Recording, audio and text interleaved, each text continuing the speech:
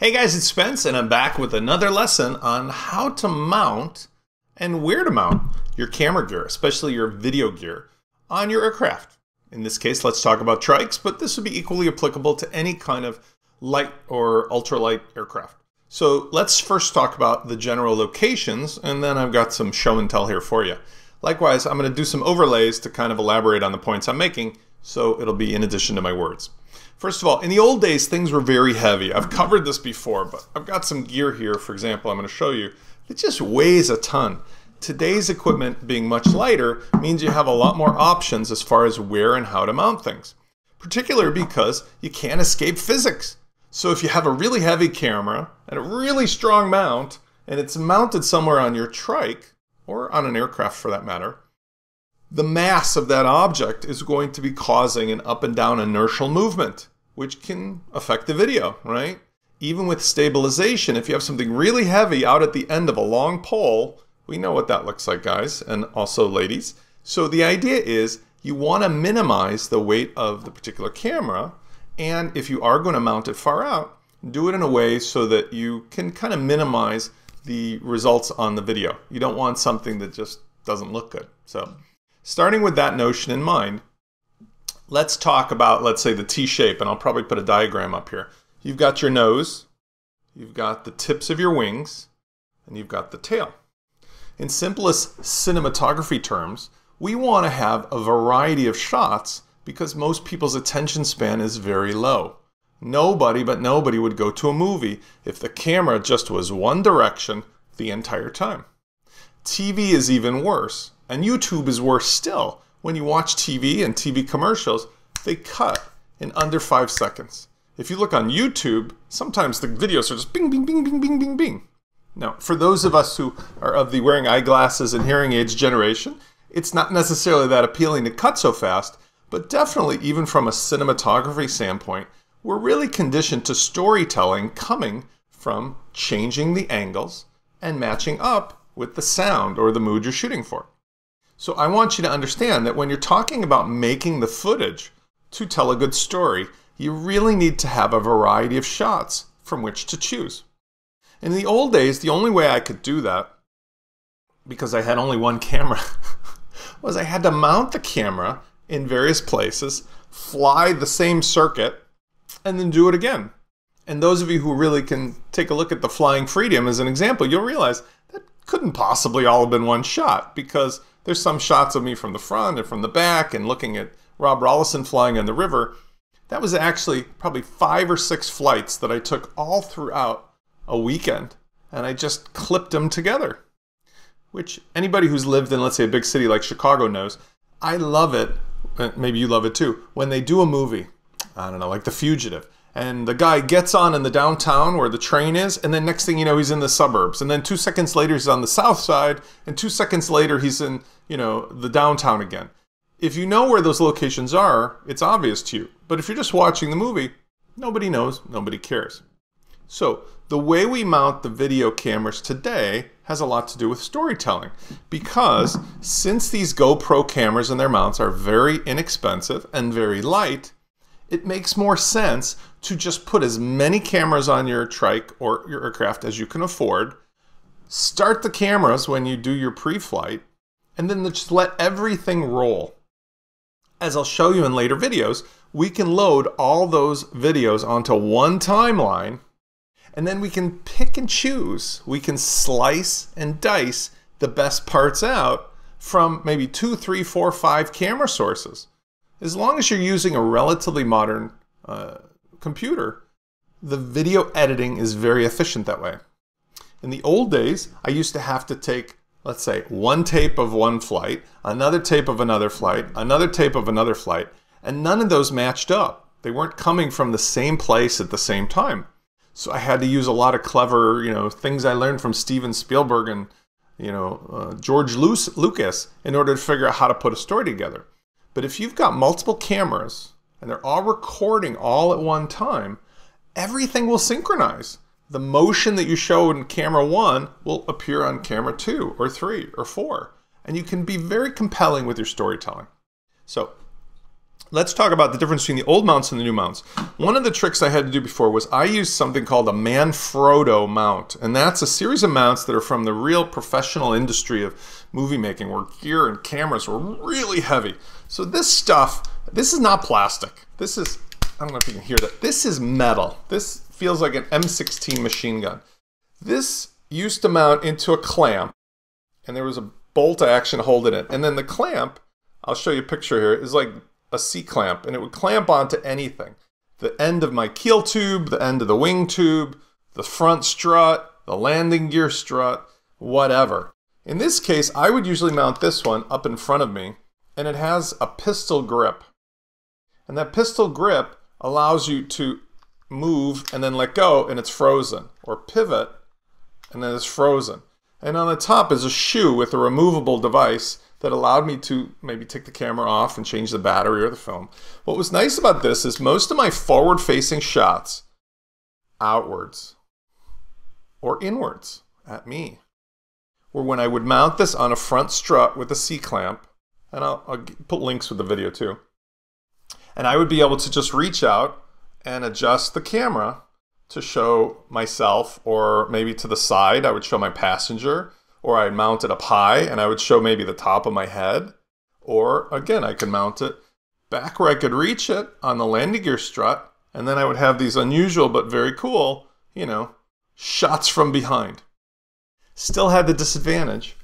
I only had one camera, and I had to just fly the same thing over and over again or record it in the blind because I couldn't see what was happening. There's similar other contraptions like this one, which is a multi-axis pivot. Allows you to do lots of different configurations. This was one I used very popularly on my keel tube when I finally got a second camera, or just left the mounts in place. So I left the pistol grip on the front and I just moved the camera to the back. This was a very strong one because there's not a lot of motion in it. It can lock down tight, and with, again, the keel tube being very strong and still pretty rigid, I got really nice shots from behind me on the keel tube. I had a variety of different pivots that I used out on the wings, which are, again, a simpler version of what I just showed you, and these allowed me to articulate the angle properly. But man, oh man, look at the size of this to hold the old school stuff. And this weighs like, oh my God, this has got to be a pound and a quarter. Hello, this little baby plastic thing is now what you can use to do the same thing with a GoPro. And essentially, I don't need to demonstrate this exactly, but the little pivot pieces just sort of slide into place. You get the gist of it, and then the bolt goes through and so forth. So you can do this, and you can mount the camera upright, right, up. It doesn't matter, because it's digital. You can flip the image. So even if the camera is recording upside down, doesn't matter. But in most cases, the camera has a button that if you want, you could just adjust in camera and see it on your phone. So you're recording in the real way, even from day one. Okay, those are some basic mounts. Let's talk about the positions. For cinematography purposes and telling a story, you need to have wide shots, and you need to have framing shots, and you need to have zoomed in shots. What's the difference? Well, we're not showing emotion here because people have helmets on. I mean, you can't like see the emotion. But for the same argument, you want to have a shot from a variety of angles that shows where the trike is or the airplane is in relationship to the world, right? Where are you flying? Let's see what it's like from a bird's eye view of where you're flying in. You want other shots that show the placement of the trike in that scene. So for example, the wingtip or the other wingtip or from the tail looking forward is a really great shot to place the actual machine and the occupants into the scene. And then finally, you want zoomed in. Now zoomed in is where there's been shots like from day one I did this, where you have the camera right in front of you, let's say on the front strut. And you can see your expression, or better, the expression of your passengers, the awe and wonderment of flying in a trike or a light sport aircraft for the first time, right? So if you have multiple cameras mounted, you want to be sure that you have at least one camera that's always catching the scene, the bird's eye view.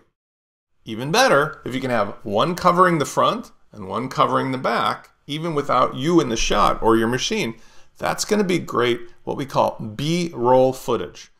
B-roll versus A-roll is the stuff that you use to fill in the story in between the setting of the scene shots and the zoom-in shots. The setting of the scene shots are useful with aircraft because if you have the money, mount one camera on the right wingtip or the right, flying strut or wires, depending on what kind of machine it is. One on the left. And then again, even if you have some other shot that's setting the scene, I really, really, really love any shots that's from the tail that's kind of downwards onto the heads of the occupants. And it shows the ground, maybe just the edge of the skyline, and the occupants. That gives you a real sense of both motion as well as what are the people doing and so forth. And then finally, in front of you is the wild card. So for the zoom in shots, you can use something like that GoPro extension boom pole or handheld pole, which I had varieties of that. I have one here, but like it could be as short as this or it could be like telescopic. But the idea is that the camera gets out in front of you. And if you can hold, I'm having to do this manually. Let's pretend this is it. If I can hold it, I lost my camera. Let's pretend this is it. If I can hold it out here, I can actually sweep a variety of images. And because of the stabilization, it still stays like a good image. It doesn't go up and down. But by being able to do this, I can fly the machine and hold this way out in front of me. And yet it doesn't show up in any of the other shots unless I happen to present it. So my front camera that could be mounted as a permanent camera doesn't have to see the camera that I have on a boom pole, but I can take the boom pole out and just do a bunch of different shots like this. And it's really interesting because it's closer than the wingtip, but it also covers me and or the passenger. The angles in front are really good, high up, down low. Okay, and then finally, those odd angles. If you have the time and you want to experiment, mount the camera down on the landing gear strut, showing the belly of your aircraft. You're not going to have that as a primary footage type of a shot, but for B-roll and making the story interesting, some of the coolest things are when you go to land your aircraft and you got a belly shot that showed the landing gear and the nose wheel. That's some really awesome footage because you can show you and your passenger and all the expressions, but you cut to the front wheel as it just kisses the ground, or the rear wheels as they kiss the ground. If you have a shot from the rear wheels looking backwards through the propeller, where you've been instead of where you're going. Be creative in thinking about it. But let's talk about some basic safety and common sense rules. And I'm assuming most of you are going to be using new cameras because I think you're just out of your mind if you try to use an old camera. It's a waste of energy. Number one, absolutely double and triple check all of your connections. So the connections need to be checked like as part of your normal pre-flight routine. Not only because you don't want to lose your camera, but if you're on a trike or a pusher aircraft, you do not want to lose your equipment into your propeller. I guarantee you that is going to ruin your day, your week, your month, and even your year. Next, safety wire everything. One of the neat things here, because these are so lightweight, almost all the gear comes with the ability to have safety harnesses. So you can either cable tie or 3M tape a secondary location out on your wingtip, go through the grommets. If you're on a regular aircraft, maybe you can have a bolt that you attach to. And there is, see if I have it in here. Yeah, there we go. With your camera or without, oh man, this is maybe gonna shut, maybe not. Little safety lanyards. Safety wire everything and make sure that all the pieces that you're using are safety wired together. That way you don't just lose one part and find your camera box is hanging but your camera's gone, but you're really keeping it all together, right? Part of normal pre-flight pilot common sense. And finally, develop a checklist so you understand. Before a flight, as part of my normal thing, I'm gonna go around and I'm make sure the cameras have memory cards, batteries charged up, all the doors are closed, everything is tight and taped, and I've turned everything on so that you don't have to be thinking about that during flight. Admittedly, when I make the Flying Freedom video, I had somebody who went with me in a couple of the shots because I needed to be sure that I could be flying safe and still concentrate on the shot.